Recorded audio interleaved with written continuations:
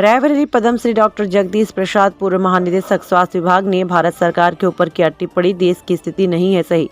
दिनांक 17 दिसंबर 2021 को पद्मश्री डॉक्टर जगदीश प्रसाद, पूर्व महानिदेशक स्वास्थ्य विभाग, भारत सरकार ने प्रेस विज्ञप्ति में कहा कि आज हमारे देश की स्थिति विशेष रूप से सही नहीं है। जहां उत्तर प्रदेश की स्थिति पूर्ण रूप से एकदम जर्जर व्यवस्था में देखी जा रही है, उसका कारण यह है कि 47.5% बच्चे अपनी उम्र के हिसाब से अपना एवं उनका शारीरिक विकास पूर्ण रूप से नहीं हो पाता, क्योंकि वह कुपोषण के शिकार हैं। गरीबों को सरकार रोजगार न देकर उन्हें अनाज देकर उनकी मानसिकता को हानि भावना से कर रहे हैं। यहाँ की शिक्षा व्यवस्था पूरी तरीके से चरमराई हुई है, क्योंकि स्कूल में जो शिक्षक है उन्हें पढ़ाना नहीं आता, जिन्हें पढ़ाना आता वह पढ़ाते नहीं है।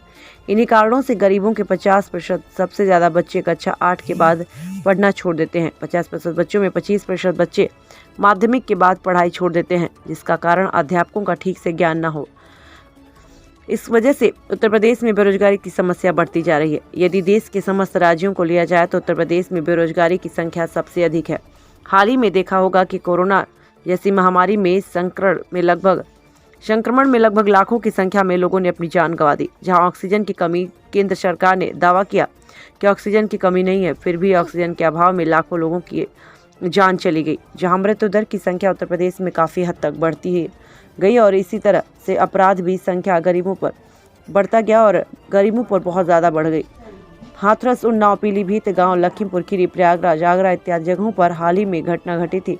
वह दर्शाता है कि कानून व्यवस्था पूरी तरीके से चरमरा गई है। ऐसे में उत्तर प्रदेश व केंद्र सरकार को लचर व्यवस्था पर सोचना चाहिए। जिस तरह से उत्तर प्रदेश में व्यवस्था लचर दिख रही है, ऐसे में एक बार फिर अगर योगी सरकार या माननीय प्रधानमंत्री जी उत्तर प्रदेश की ओर ध्यान नहीं देते तो एक बड़ा आंदोलन का रूप लिया जाएगा। जिस तरह से यह उत्तर प्रदेश की लचर व्यवस्था बनी हुई है।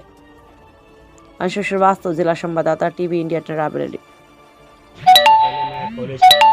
सफदरजंग वर्धमान मेडिकल कॉलेज का प्रिंसिपल और डायरेक्टर रहा। सर, ये जो आज प्रेस वार्ता रखी है, इसका क्या उद्देश्य है? प्रेस वार्ता का बेसिकली उद्देश्य है कि हम सारे जो हमारे नेतागण हैं, विधानसभा के सदस्य और मेंबर ऑफ पार्लियामेंट, उन लोगों के लिए है कि आप जागृत हो जाएं। आप अपने क्षेत्र में आपको जब जाया जाता है तो आपका कुछ कर्तव्य बनता है, उस कर्तव्य को आप पूरा करने में असक्षम हैं। क्योंकि आज भी हमारे देश में जो गरीब के बच्चे हैं उनको अच्छे से न पौष्टिक खाना मिल पाता है, न उनको अच्छा से शिक्षा मिल पाता है, न उसके स्वास्थ्य का प्रॉपर उपचार हो पाता है, और न हमारे नौजवान को खास करके उत्तर प्रदेश में कोई रोज़गार मिल पाता है।